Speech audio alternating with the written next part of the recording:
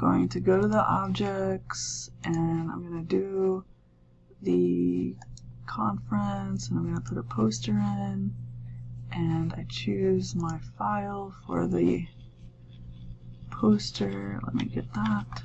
I'm going to do a pretend one right here because I don't have one ready.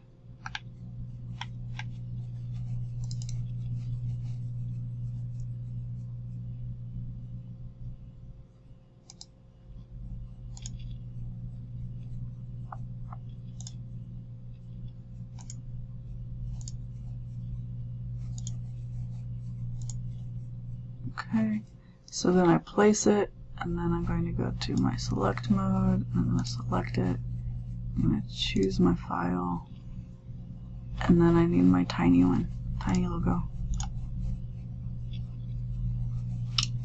And then you're done. Okay,